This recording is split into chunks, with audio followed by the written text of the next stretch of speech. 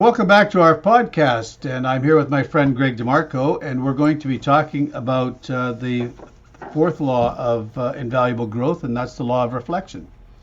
And I think it's interesting that we're talking about the law of reflection in December. It's December 2023, and one of the things that I think is important for us to do as business people, salespeople, is to reflect on our previous year and how's that gone for us. I was reading in the book here a little earlier, Peter Drucker. Let me just find it here.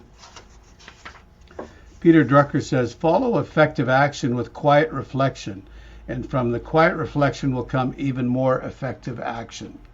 And I think what that's saying is that if we've had some effective actions in our year, that we can reflect on those, and then we can say, okay, what worked, what didn't work, and then develop a plan to have more stuff of what works.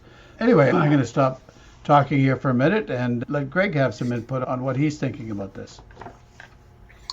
Yeah, I think it's a great time of year to reflect. In my Achievement Academy for Success, we do usually the last session is all about reflection.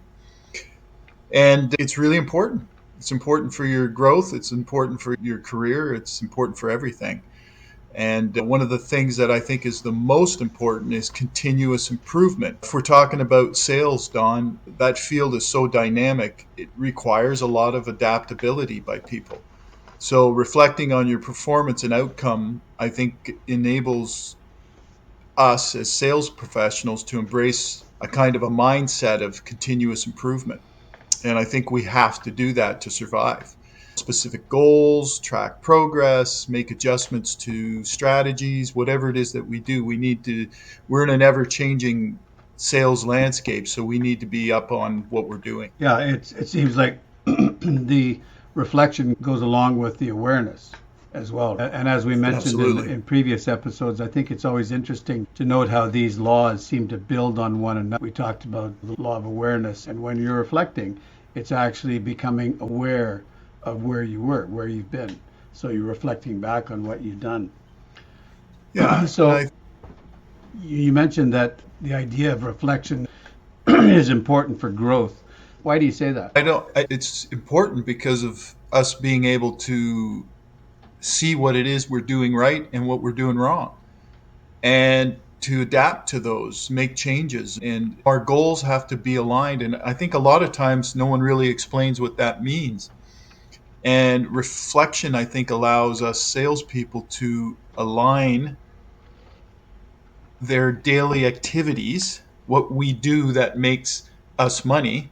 We align our goals with those activities. And that's where we start to see huge gains in our growth, in our income, in our ability to take care of our customers, in our ability to take care of ourselves. How do you actually do it? Do you have a process that you go through at this time of year where you reflect on what you've done, or how do you actually apply it? I know what we do in real estate and what we encourage our realtors to do is and I should qualify this in that there's different types of reflection that we can do. We can reflect on the productivity that we've had. So as a realtor, I would look back and say, okay, I sold 12 houses this year, I sold 30 houses this year, and then I would look at it and say, okay, where did those clients come from? Where did I get that business from? So I'm reflecting on my productivity. But I can also reflect on my other goals. Production goals aren't the only types of goals that we have.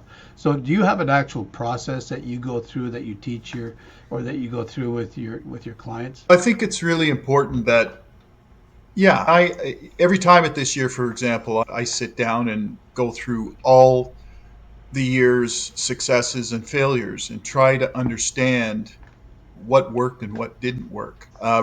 You're reflecting on past sales experiences, right? Which allows us to analyze what worked well and what could be improved. So I go through a process by identifying what the successful strategies were and reorganizing areas for growth, right? We can refine our sales approach from that. So I just go through a process of, okay, what really was successful for me this year? I do it on a continuous basis. So at this time of year, I'm not going back through the whole year and trying to figure out what worked and what didn't.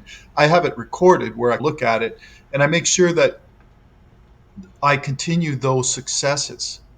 And that, I think, is really important. If you don't, you're not learning from your experiences, right? And self awareness has a huge part to play in that because we have to be able to problem solve. And that's what salespeople do, they solve problems. But I think that's just important. We need to Yeah, reflect on what we need to do. I think if we just think of our reflection as an annual event, that we're making a mistake. We should be reflecting on a daily basis what went. At the end of the day, we should take a look back and say, okay, did I accomplish what I set out to accomplish this today?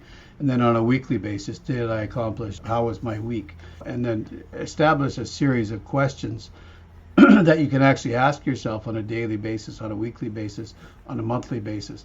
And then when you're doing your annual reflection, you don't have to go back and think, oh yeah, that one. I forgot about that one because Yeah, you'll already yeah, have them in a row. yeah. And I So think like one I of think it's the good to establish. I was going to say that's a good thing for this time of year as well, because if you haven't been doing that, it's something that you can look forward to and say, okay, this is something I need to be starting for next year, for 2024. So let's start 2024 off by starting having a reflection incentive. Give yourself an incentive yeah, to do it. yeah, and I think that's right. Listen, one of the things I do, and a lot of people poo the journaling thing, but truthfully, when I'm finished with a call or some kind of a success, I will mark it down. I'll journal it. In other words, I'll record that activity and what worked and what didn't. And I make a habit of, at the end of the day, doing what I call a daily debrief of the day's events. What happened? What was successful? What didn't work? And what do I need to change? And excuse me, goal review sessions. I look at, am I aligned with where I want to go to? In other words, am I hitting my goals? Am I in that sweet spot or envelope where I'm actually getting closer to a goal? And you've got to be able to set aside or schedule reflection time, and that's important. I know in the book 15 Invaluable Laws of Growth, John has some personal awareness questions that we can ask ourselves. So he's got a list of, what is it, about 10 questions, I think. So the first question is, what's my biggest asset? So if a person's not knowing or wondering what they should be reflecting on, think about, okay, what's your biggest asset? What are you really good at? And I think that comes down to understanding who you are and understanding what you do well. Then the opposite of that is, what's your biggest liability? I think we can sometimes think about our liabilities too much and not Yeah, think about our assets, what we do well enough. But it is something that we do need to consider, both of those things. yeah, I agree. And unfortunately, we can be our biggest asset and we can be our biggest liability, right? So, Yeah, that's the way it goes. I think one of the things that we can also do is, when we're doing our daily reflection, is to monitor our attitude, monitor our mood. Where when you have a something really good happen to yourself, sometimes you can be really high. You can be on a roll, and everything seems to be going great, and then something knocks your feet out from underneath you, and you're at a real all-time low. But I think it's important for us to be aware also of our moods. What kind of mood are you in? What kind of attitude did you have during your mood? You can be in a bad mood, but you can still have a good attitude. Is that possible? yeah, yeah, I think so. I think so. Good You've got to question. be, yeah, it is a trick question. I've always said, listen, if you're in a bad mood or you're just in a bad funk, then make sure you're not going to be with a client. But the reality is there's sometimes we don't have that choice and we have to be in front of them. And you've got to be able to be strong enough to put that aside and put on the best face because your body language speaks volumes as to what you're feeling. Yeah. Have you ever, sometimes we talk about our habits as well when we're reflecting, because we do things certain ways all the time. We are, whether we like it or not, we have a routine. Routines are nothing more than developing habits. Do we actually review those habits? Do we review those different routines that we do to try to make them better? I know we've talked a little bit in the past about having the conversations that we have with people. sometimes we're given, like when we were vacuum cleaner salesmen, we were given this canned conversation that we were supposed to have with our prospect. But when we're having conversations, we're always, typically we find that we're saying the same things anyway, right? So when I'm presenting a house, I'll say lots of things that are the same. I might not say them exactly the same, but the idea is the same. I follow my pattern. So why wouldn't I take my pattern? Why wouldn't I reflect on my pattern and plan on getting better at it? Of course, that's ideal, right? And that's what you need to do. And I think that's part of the review process, what we call for reflection, right? And that's part of the things that I do in my own daily routine is I write it down, I debrief myself, I go through goal review sessions. Are my actions in alignment and activities in alignment with where I want to be with my goals? Do I get feedback from people and do I get into discussions with them about what's going on? And I make sure that I schedule this time for reflection. There has to be a debrief session in my daily or weekly routine.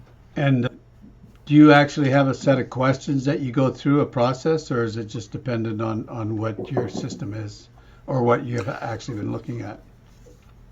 It depends on that a lot, but yeah, there are specific questions, the very simple ones, which I think happen to be very simple questions for a reason. They're good ones. What went right today? What went wrong today? How is that affecting your ability to help the client? How is it affecting your ability to grow your income? What worked and what didn't work? And those are just very simple, basic questions that need to be answered, though. And then there are other ones, but those are more important ones, I think, to get started. And then you can take a drink out of your fancy cup there that says, "Damn, I'm good." Yes, Is I that what the can. cup says? Damn, I'm good. Yeah. Can I There's say? lots of different. I was watching you drink that cup of coffee or whatever you're drinking there, and I thought that's an interesting cup saying on your cup. I don't know if you planned that or thought about that, but anyway, that's No, I there didn't you plan go. it, but I pulled it off, didn't So I? the law of reflect, yeah. So the law of reflection is an important law for us to take a look at, and I think we got to remember that even though this time of year is a good time for us to reflect, and don't wait until January. Don't wait. I think it's important for us to not wait until January when the new year has started to do your review and do your planning for that year. It's important. This is probably even getting to be a little bit too late to be planning, to be reviewing and doing your planning. I think you should be doing it in this exercise in November actually, because preparing for January, like from a realtor perspective, I think a lot of realtors wait until the year starts going. They wait. So the market's not going to really get started until the middle of February or March, depending on where you are. But the activity that you're doing today is going to impact your income 3 months from now. So if you're reflecting today on what was working for you and planning to implement some of those ideas again in the future, what you're planning today is going to impact your income in 3 months. It's not going to impact your income today. It'll impact your income in 3 months. Yep. Yeah, I usually start this process for me at the end of the year is in the last quarter. October, November, and then December is more of a review of what I've learned and how I'm going to implement it for the new year. Do you have any further questions or comments that a person could ask, or that you could encourage somebody to enter into the law of reflection, Greg? Look, I think the key is to make reflection a consistent and intentional part of your routine. And by incorporating certain strategies like journaling, daily debriefs, review sessions like goal review sessions, getting feedback, and actually scheduling reflection, you need to incorporate that into your daily life or your career. And you can foster good habits of what I call continuous improvements, which can really position you to long-term success in your career. I think that's really important. Our improvement doesn't have to be huge improvement every day, right? If you just improve 1% every week, at the end of the year, you're going to have improved 50%. Yeah, thanks, Greg. I appreciate your input on this. And we've been having a few technical issues and that go along. I think there's a delay sometimes and I'm not quite sure how this is going to work, but I'm going to do a sign off and probably edit what I just said out. But anyway, thanks for your input, Greg, and I appreciate our chats on the different laws of growth, the 15 invaluable laws of growth. I would encourage everybody to grab a copy of the book and read it. It's got some good insight. It's got some good exercises that you can actually do and just learn. We're all learners. Don't ever stop learning and don't ever stop reflecting. So thanks, Greg, for joining us, and we look forward to seeing you again.